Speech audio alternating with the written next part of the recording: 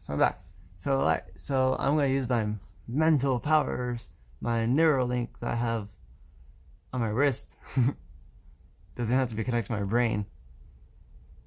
Or am I using 5G to raise the dot? Just like that monkey in the video. Watch me raise the dot using nothing but my brain power.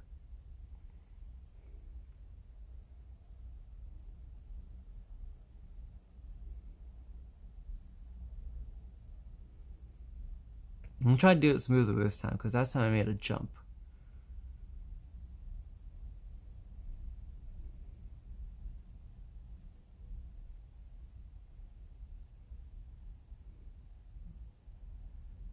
Yeah, because the way this thing works is actually pretty complex. It doesn't just detect your ECG. It takes your ECG and then it takes frames of your ECG to find what your average is, and then it detects what your movement is based off of how much your ECG is able to change as the pace of how much your body moves. Because what the stress test does is it tests, again, your heart rate variability, which is essentially how quickly your body could respond to some stimulus. Like if, like I said, like, you know, if something crazy happened right now, I'd want to be able to suddenly get my heartbeat, you know, up to pace, suddenly flood my body full of oxygen, flood my body full of adrenaline, and be able to get whatever I need to do done, right? And that is based off of your heart rate variability. If you are healthy, then your heart is able to actually summon, like, you know, like that blast of adrenaline and everything at a whim based off of whatever you perceive. Your mind sees the danger, and then, like, or your mind's nervous, whatever, and then it goes and changes your heartbeat, and it changes your heartbeat in a way that is necessary for your body to react, and suddenly you're able to, like, you know, jump higher and potentially lift cars if to save babies if you needed to. But at the same time, like, you know, you can't have your heart, you can't, like, you know, you don't have infinite stamina. So like if you're running, like, and sprinting to the point where you are winded, your heart's telling your body that it's had enough. Your heart and lungs will actually start burning, and that's due to lack of oxygen. But you'll also get the sense of, like, you know, your mind is kind of in a daze, like from, like, either over oxygenation or just you're just fatigued, whether you hit your second wind or whether you're just fatigued and just, you know, like, you know, if anybody's ever exercised before, they know what I'm talking about. So all right, let's go back up now. So again, this thing isn't actually a ECG. This thing's more complicated than that. This thing is actually telling me that right now my heart is actually at a point where I am ready for pretty much anything. So I would have to do something so that I would stress myself out to the point where my heart is no longer feeling like it is capable of doing anything, and it feels like it needs to go into into its reserves mode, where it starts just taking care of itself and being Pac-Man of blood, pretty much, and just going autopilot. When your heart goes on autopilot, then that means that it's pretty much tired and it's fatigued and it needs to recover. So for me to get this thing up, I have to basically just start thinking about stuff that gets my heartbeat to go up, like that.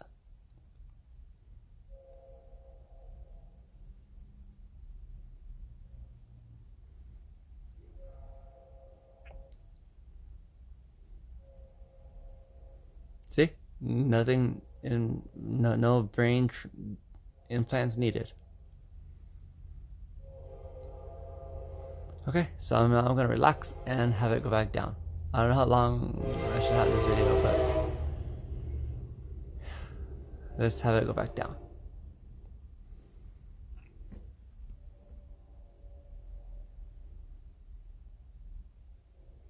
And again, no implants needed. This is Neuralink on your wrist.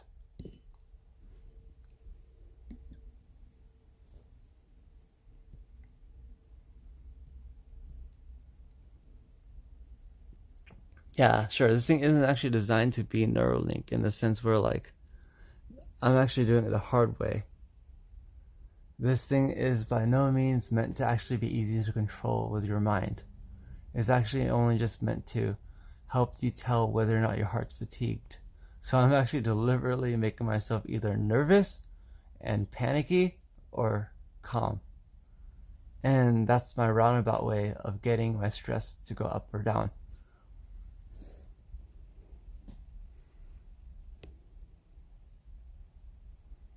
So the way for it to go down is for me to just pretty much go into a meditative state.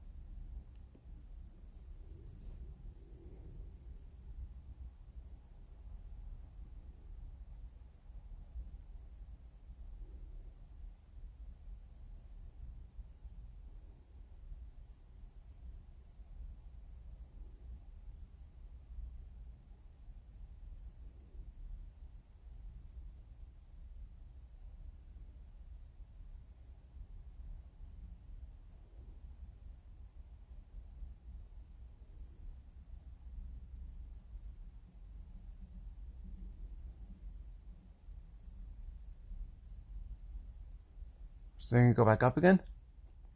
Let's try to aim towards the center. How's that? I'll bring it right up to the center, and that should prove my point as far as like how biofeedback works.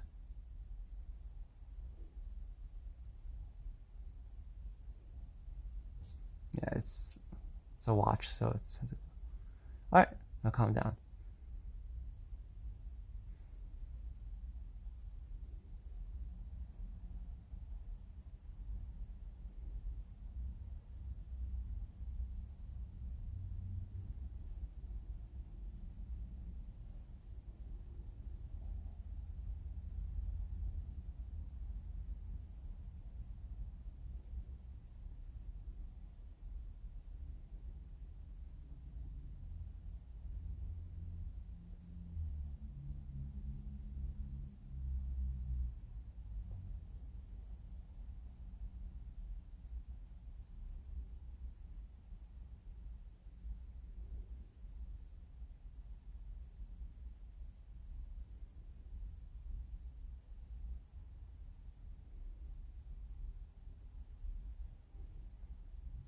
See, so you can try it yourself. And this actually works a lot like a lot of what biofeedback works like. So I could just kind of keep controlling it.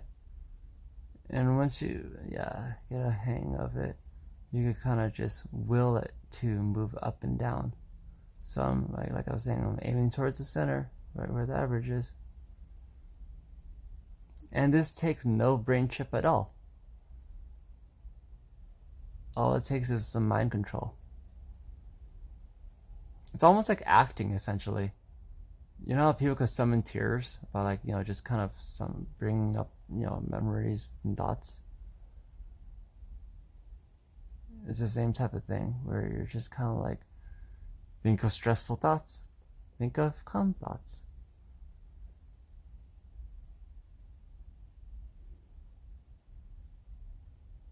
So I'm going to think of some calm thoughts and bring it down to the center again.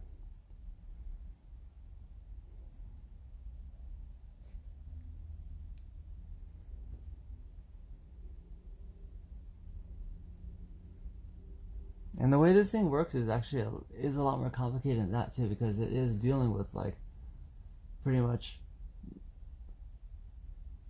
I had to figure out what my body relationship is, my body's relationship to my heart, in terms of how much my heart is ready for it to actually be led by my body, essentially.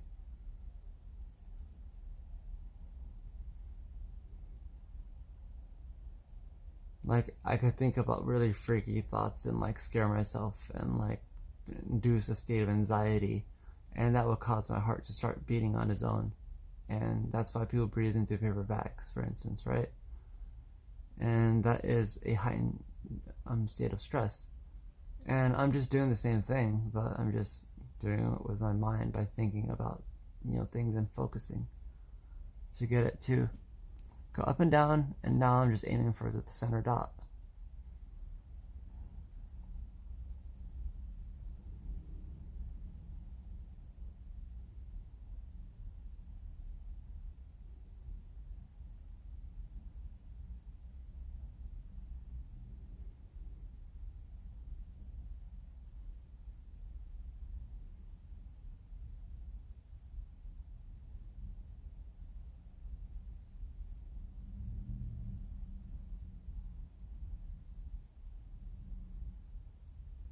And that proved my point.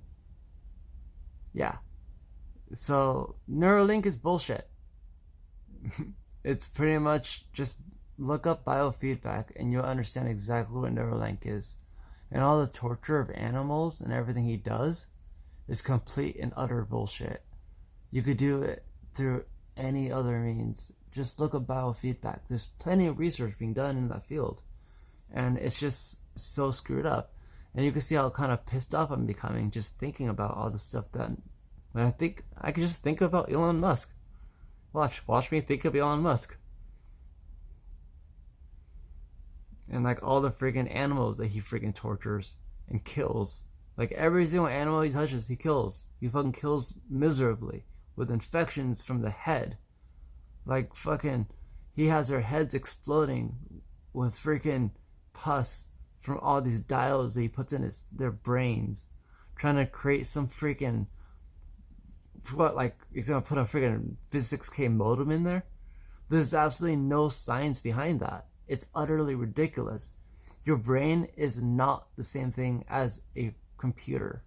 Not at all. If anything, each synapse is more complicated than any computer we could ever think of. And each of those synapses move freely on their own. And they each have the ability to communicate. Almost like each of your synapses are like a full expressing human being as intelligent as Elon Musk. But you have billions of them inside your head.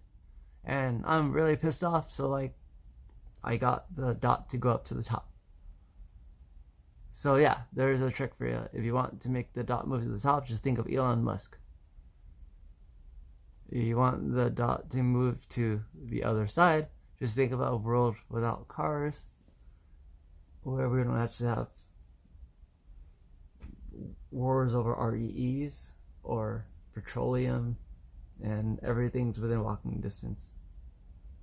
And the world outside is more for people than it is for cars, and everything is beautiful because we have, instead of parking lots and gigantic roads and highways of concrete and asphalt, which is just pretty much just like dead tires on top of dead tires, we have,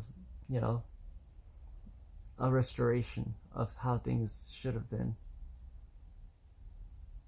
Back in the days when like New York became a concrete jungle, they literally had to start creating, look, it's already going down. Yeah, just thinking about what they did in New York.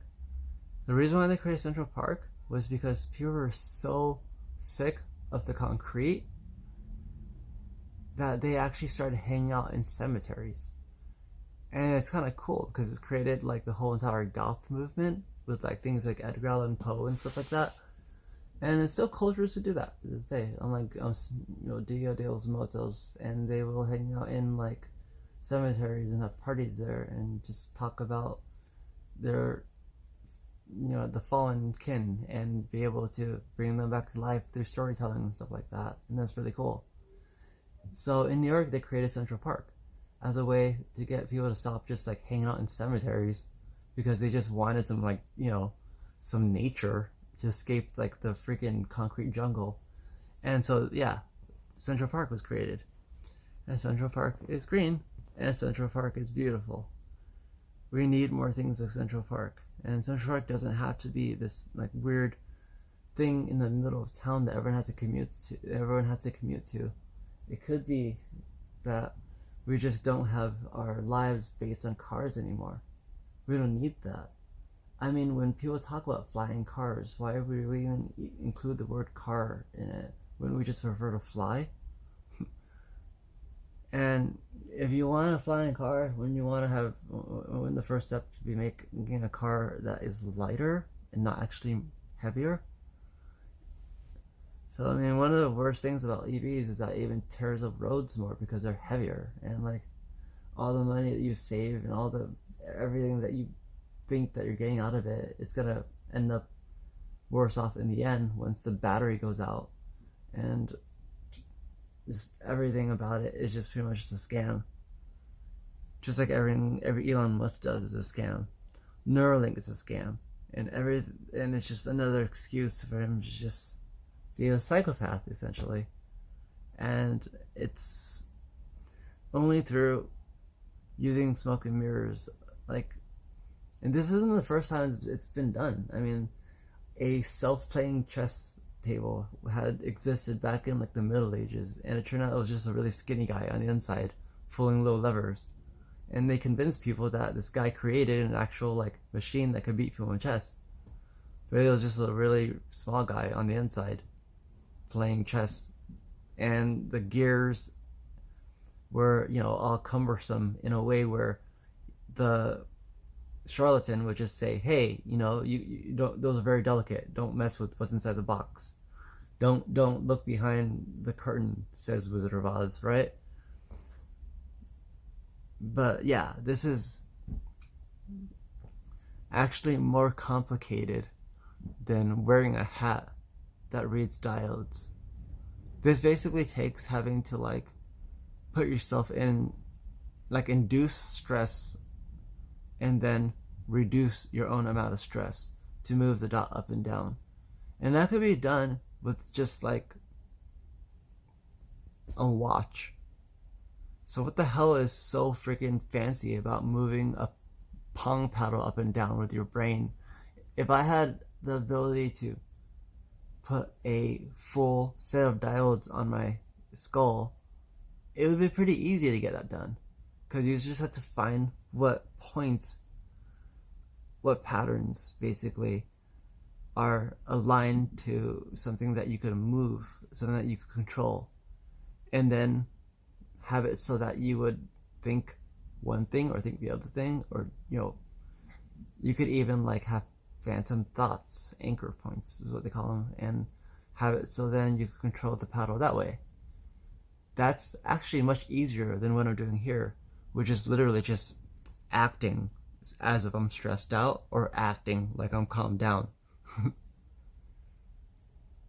So I don't know, I just wanted to do a piece on like how Neuralink is utter bullshit, and use something else that is just as impractical as a way of controlling something to show how I could do that too if I wanted to.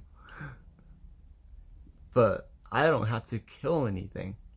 I don't have to torture anything.